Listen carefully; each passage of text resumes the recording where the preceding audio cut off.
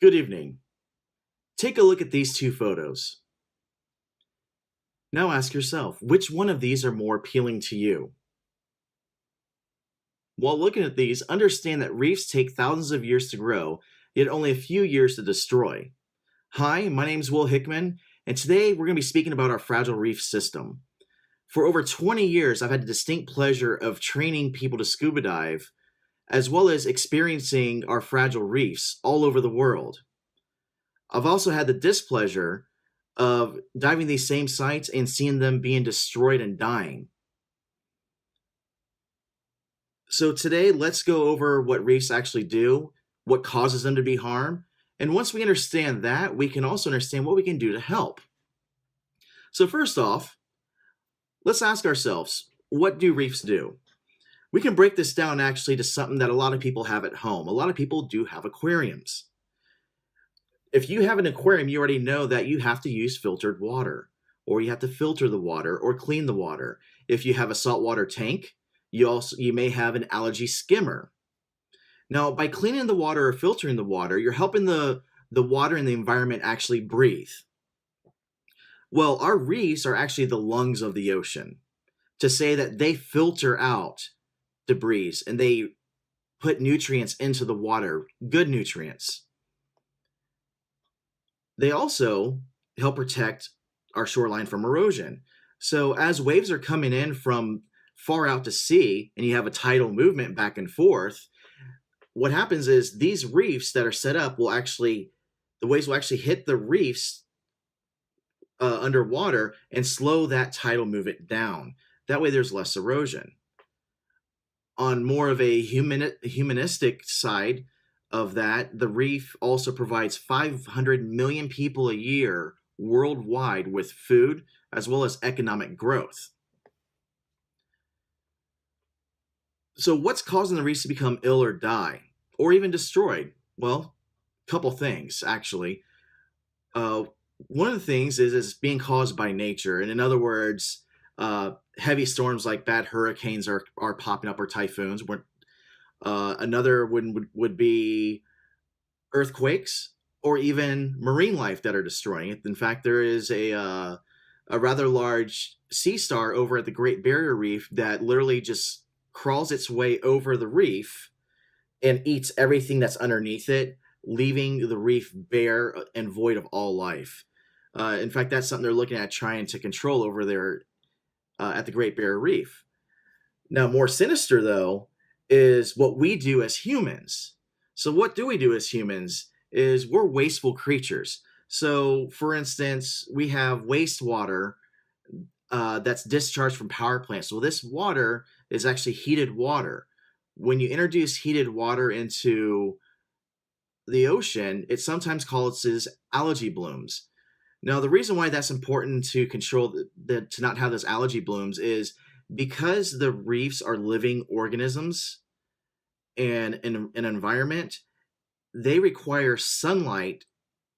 A lot of them, I apologize, a lot of them require sunlight to reproduce and to grow because they actually use photosynthesis just like our plants here on land does. So in all reality, these are the lungs and that basically feed the whole ocean. Another one is wastewater runoff from like agriculture. Here in Florida, we know we just had the algae bloom that happened because of pesticide runoff from the St. John rivers and other rivers here in the U.S. that killed a lot of fish and devastated a lot of the economy. Now, the other issue we also have is overfishing as well as destructive fishing. Now, overfishing meaning that people are taking more than what their limit are or is. And then just destructive fishing is some commercial shrimpers will actually go and actually just tear up the bottom of the surface just to stir up the actual shrimp, thus destroying anything that's underneath the rollers. So we've gone over a couple of things that causes the destruction, but what can we do as people?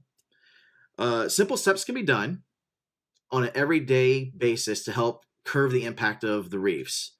One thing we can do is conserve water.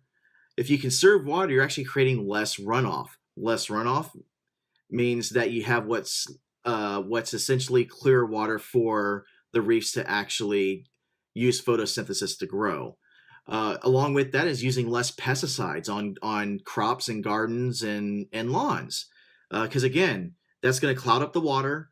That's going to choke off the sunlight from the reefs, and now that reef can't reproduce. It can't blossom and bloom.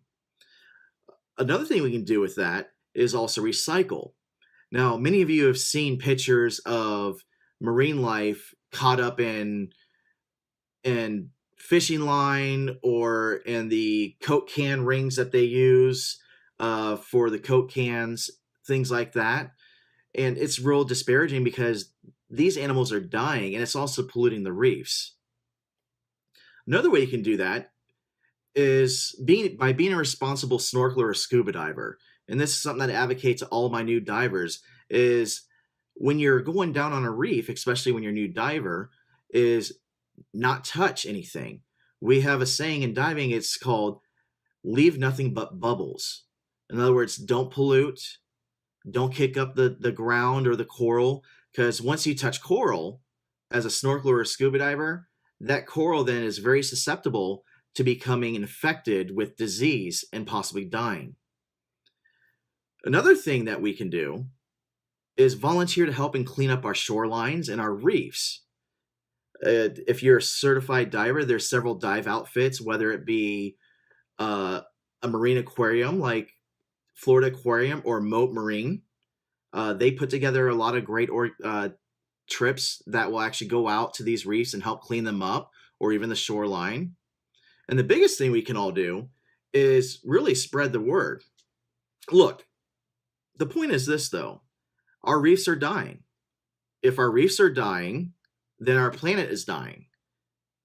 If our planet is dying, then we're dying. Everything is a complete circle. Or as Disney says in The Lion King, the circle of life. Reefs are filters that provide sustenance to the ocean as well as humans. They also protect our shorelines. We can't just sit here, though, and do nothing. So what can we do? We can get up and make an effort to recycle, use less chemicals, and volunteer. Understand that the impact the reefs have on your personal lives is very important. How would you, this short time I've had with you today, do with the knowledge you just learned about our reefs? I challenge you, come up with an idea and let me know in your comments. Have a great evening.